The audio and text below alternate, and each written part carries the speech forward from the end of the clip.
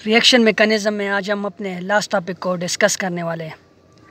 Elimination reaction और substitution reaction को हमने डिटेल से डिस्कस कर लिया था पीछे लेक्चर में। आज हम सब्स्टिट्यूशन और एलिमिनेशन रिएक्शन को कंपेयर करते हैं कि कौन से रिएजेंट के अंदर यानी कौन से सब्सट्रेट के अंदर सब्स्टिट्यूशन होगा और कौन से के अंदर एलिमिनेशन होगा। हमें पता है कि जहाँ कभी यानी यूनिवर्स के अंदर अगर फ्रंट पे एलिमिनेशन रिएक्शन हो रहा होता है उसके बैकग्राउंड में सब्स्टिट्यूशन रिएक्शन लाजमी होता है। जहाँ पर सब्स्टिट्यूशन होगा वहाँ पर एलिमिनेशन रिएक्शन लाजमी होते हैं। उनके मुख्तलिफ फैक्टर है, एक एक फैक्टर को भी ब्रीफली डिस्कस करेंगे। फॉर एग्ज़ाम्पल हमारे पास ये सब्सट्रेट है, सब्सट्रेट पे आने वाले जो रिएजेंट है वो बेस भी हो सकते हैं, न्यूक्लियोफाइल भी हो सकते हैं। वाटर हमने लिए ये न्यूट्रल है, ये बेस एज अ बेस भी बिहेव कर सकते हो और एज अ न्यूक्लियोफाइल भी।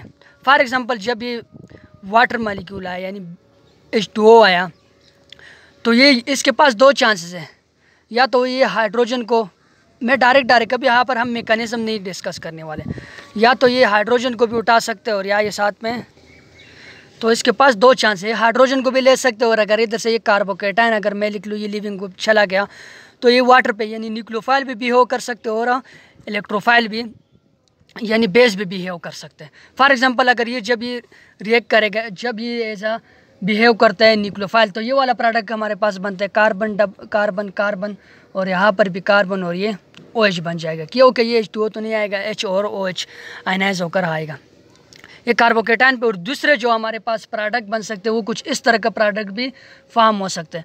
कार्बन दूसरे कार्बन के साथ डबल बॉन्ड बना लेगा, यहाँ पर भी कार्बन और यहाँ पर भी कार्बन यानी CH3 यहाँ पर भी और CH3 यहाँ पर भी। अब कैसे पता चलेगा कि वाटर यानी H2O ये न्यूक्लियोफाइल है या बेस है? इसके लिए मुख्तलिफ फैक्टर है जो कि डिपेंड करते हैं किस पे, यानी सब्स्टिट्यूशन रिएक्शन होगा या एलिमिनेशन रिएक्शन होगा। और यहाँ पर मेन जो मैं बता रहा हूँ, अगर सब्स्टिट्यूशन के अंदर फर्दर हम देख लें तो SN1 को हम कंपेयर करेंगे, SN1 को कंपेयर करेंगे किसके साथ? E1 के साथ। अगर मज़ीद में इसको एक्सप्लेन करें, SN2 को हम एक्सप्लेन यानी कंपेयर करेंगे E2 के साथ, यानी ये दोनों एक दूसरे इनके कंपटीशन होगा। क्या कहाँ पर SN1 होगा और कहाँ पर E1, कहाँ पर SN2 होगा, कहाँ पर E2 होगा। सबसे पहले जो फैक्टर है वो हमारे पास है डिग्री ऑफ अल्काइल हैलाइड, दूसरा न्यूक्लियोफाइल और बेस, तीसरा टेम्परेचर और चौथा सॉल्वेंट। ये टेम्परेचर और सॉल्वेंट वाले को मैं यहाँ पर ही डिस्कस कर लेते क्योंकि ये शार्ट है। टेम्परेचर और सॉल्वेंट, टेम्परेचर और सॉल्वेंट को देख लेते हैं। टेम्परेचर को देखते हैं। टेम्परेचर में हमेशा के लिए जहाँ पर टेम्परेचर का सिंबल इस तरह का सिंबल दिया जाए या टेम्परेचर दिया जाए या लिखा जाए तो हमेशा के लिए high temperature always favour elimination reaction वर सब्स्टिट्यूशन रिएक्शन।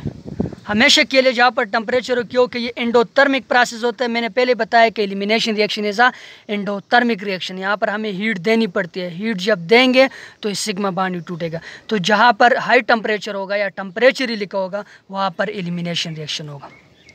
साथ में सॉल्वेंट को भी डिस्कस कर लेते हैं। सॉल्वेंट हमारे पास दो तरह के होते हैं, एक को हम बोलते हैं polar protic solvent, polar protic यानी पोलर भी होगा और साथ में प्रोटॉन भी हो। फॉर एग्जांपल हमारे पास पोलर प्रोटिक सॉल्वेंट जिस तरह अल्कोहल हो गए, उसके अंदर हाइड्रोजन वगैरह होते हैं। अल्कोहल के साथ साथ हमारे पास एसिटिक एसिड, ये जो एसिड वगैरह हो गए, ये हमारे पास पोलर भी हो तो साथ में प्रोटिक यानी प्रोटॉन भी वहाँ पर होते हैं। वो दूसरा वाला हमारे पास होते हैं पोलर ए प्रोटिक। पोलर तो होते हैं, पॉजिटिव नेगेटिव तो होते हैं, लेकिन प्रोटॉन वहाँ पर नहीं होते। फॉर एग्जांपल हमारे पास ईथर है, ROR है, ईथर है, कीटोन है। इनके अंदर जो हमारे पास सॉल्वेंट ये पोलर ए प्रोटिक, पोलर तो होते हैं लेकिन साथ में क्या होते हैं? ए प्रोटिक होते हैं। अगर हमारे पास पोलर प्रोटिक सॉल्वेंट होगा, क्या होगा? पोलर प्रोटिक सॉल्वेंट होगा तो हमेशा के लिए SN1 होगा और साथ में E1 होगा, या तो वहाँ पर SN1 होगा या E1 होगा पोलर प्रोटिक सॉल्वेंट में। और जब पोलर ए प्रोटिक सॉल्वेंट होगा तो इसको अपोजिट कर लेते हैं, वहाँ पर हमेशा के लिए SN2 होगा और साथ में E2 होगा। ये सॉल्वेंट के इफेक्ट है।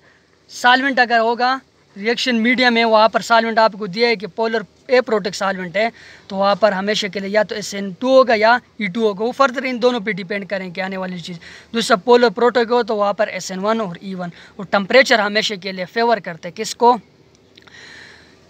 एलिमिनेशन रिएक्शन को over substitution reaction.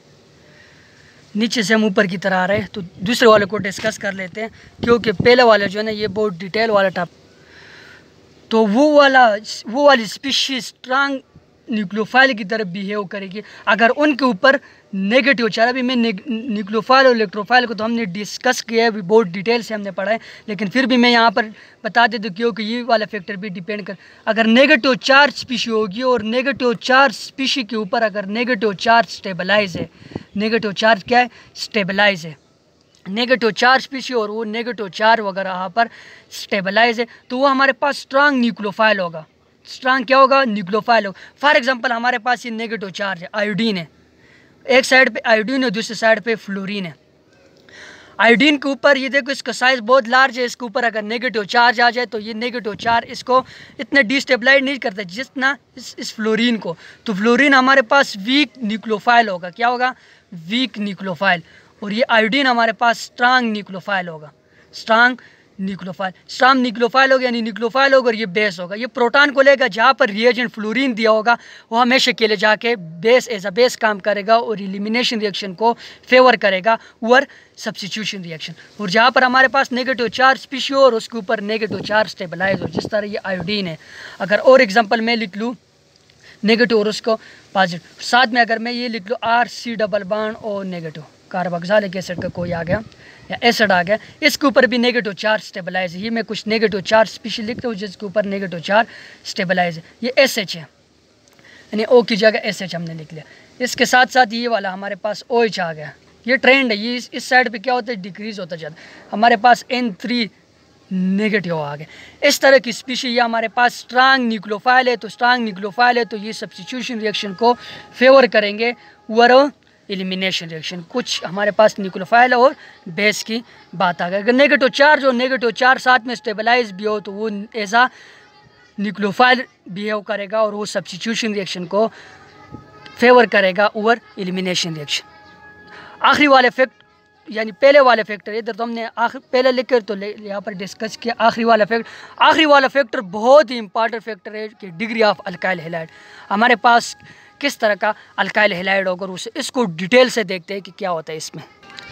Degree of alkyl halide हमारे पास किस तरह की डिग्री ऑफ अल्काइल हैलाइड, यानी 1 डिग्री प्राइमरी अल्काइल हैलाइड है, साथ में 2 डिग्री यानी सेकेंडरी अल्काइल हैलाइड और 3 डिग्री यानी टर्शियरी अल्काइल हैलाइड। देखते हैं कि प्राइमरी अल्काइल हैलाइड होगा वहाँ पर हमेशा के लिए SN2 और E2 रिएक्शन होगा। हमेशा के लिए या तो वो SN2 होगा, E2 वो SN2 और E2 पीछे फैक्टर पे डिपेंड करेगा।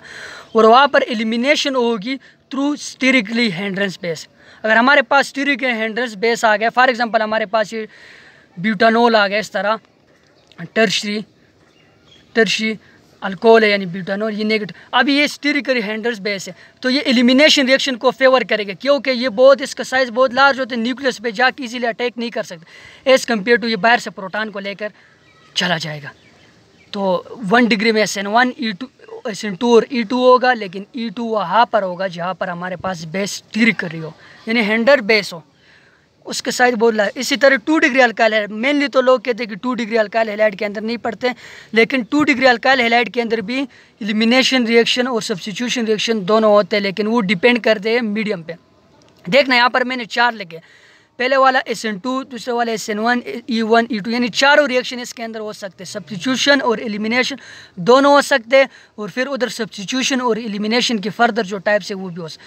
अभी SN2 वहाँ पर होगा जहाँ पर हमारे पास स्ट्रांग न्यूक्लियोफाइल आएगा।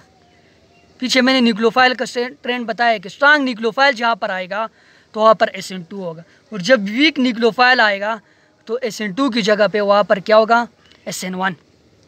जब वीक बेस आएगा तो E1 होगा और जब स्ट्रांग बेस आएगा तो E2 होगा।